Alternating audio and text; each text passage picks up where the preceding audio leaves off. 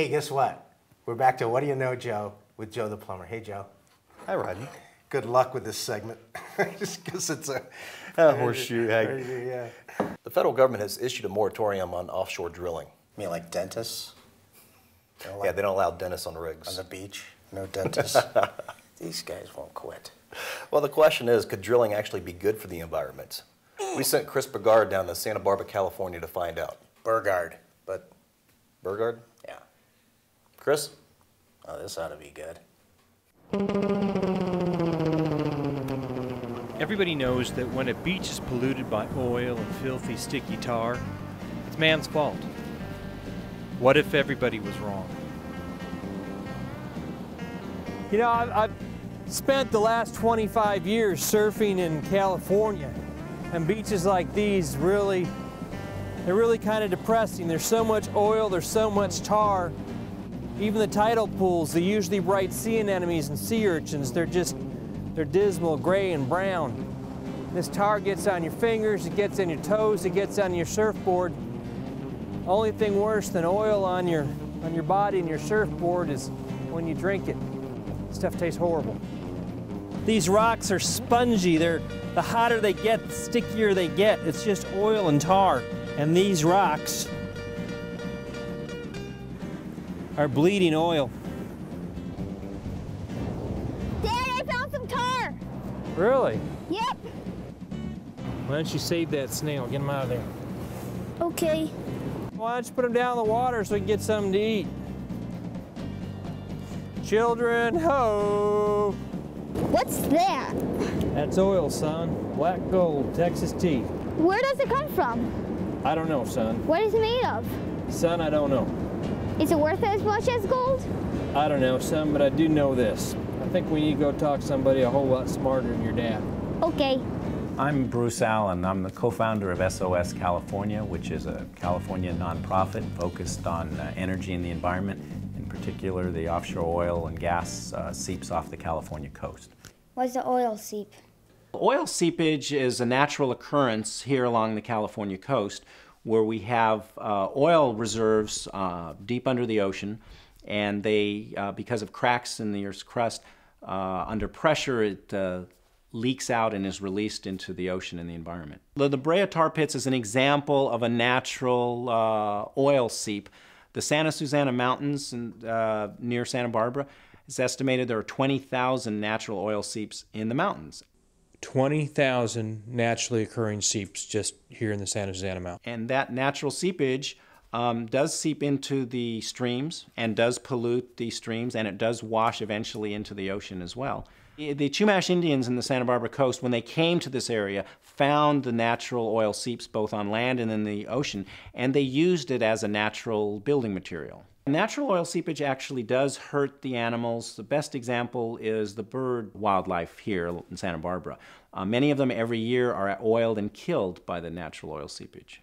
In 2005, there was a storm and it washed much of that natural seep oil into the ocean, and it killed as many as 5,000 birds that were oiled by this natural seepage. June Taylor works for the Santa Barbara Wildlife Care Network. Each year they save approximately 4,000 animals that have been injured due to oil in the environment. If we were able to reduce the natural oil seepage in the area, do you think that would be a positive for the wildlife and the birds in particular? That would be a dream come true. Yeah. Save a lot of birds. Yeah. Far more birds have died from the natural oil seepage in the last 40 years than died in the entire history of California offshore oil and gas production due to spills. I read a report back in 2000. The Exxon Valdez, big spill.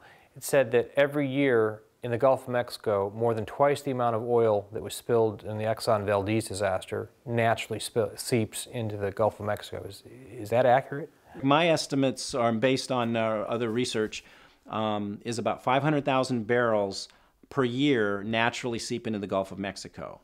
Off the California coast, it's estimated to be about 80,000 barrels.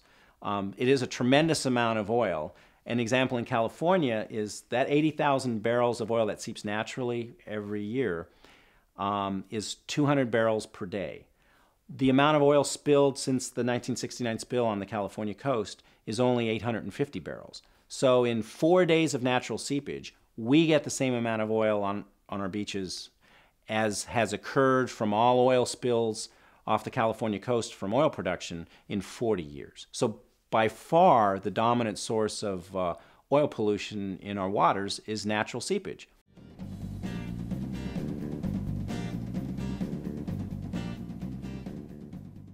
Mainly the opposition in the Santa Barbara coastal area to offshore oil production is because of the 1969 spill. And that was a catastrophe, and that was early in the years when offshore oil and gas production began, and the movement started to oppose any offshore oil production. In the last 40 years, the technology's gotten much better, the safety record's gotten much better, but our understanding of the benefits of offshore oil production by reducing the natural oil seep pollution on the California coast is also better understood. And because of modern technology, due to slant drilling, these offshore oil and gas resources are mostly within 7 miles of the coastline, which means they can be harvested from slant drilling from land into those resources with no risk of an oil spill. California imports more electrical energy from out of state than any other state in the Union. From 1996 to 2006, California's crude oil imports tripled from 10% to 45%. As it stands now, California imports over 35% of its crude oil from countries such as Saudi Arabia and Venezuela. One of the greatest risks we have for oil spills is not from the platforms, it's from the oil tankers. What if we had all the energy we needed right here in California? Yes, California could become energy independent for decades to come simply by harnessing the immense offshore oil and gas resources that sit just off the Santa Barbara and South Central California coast. Minerals and Management Service of the federal government estimates there may be as many as 15 billion barrels or more. You're saying there's, I'm dropping my pen. You're saying there's billions of barrels of oil just sitting off the California coast? There are billions of barrels of oil just sitting off the Santa Barbara coast that have already been discovered.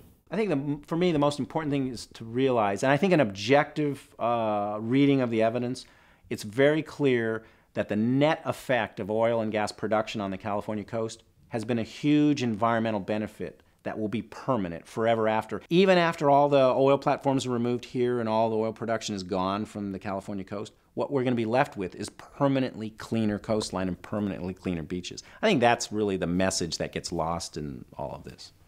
If there's even a chance that slant drilling safely into our offshore reserves could benefit the environment and possibly bring economic freedom to the state of California, doesn't that merit a national conversation? Shouldn't that at least be on the table? Shouldn't we be having conversations based on the facts and not our feelings? California is on the verge of bankruptcy. Could oil save us? Daddy, what's this? That would be a rock. What's this? That would be a piece of kelp.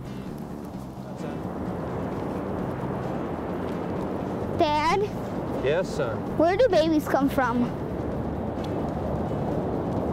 I don't know, son. Ask your mother. Okay.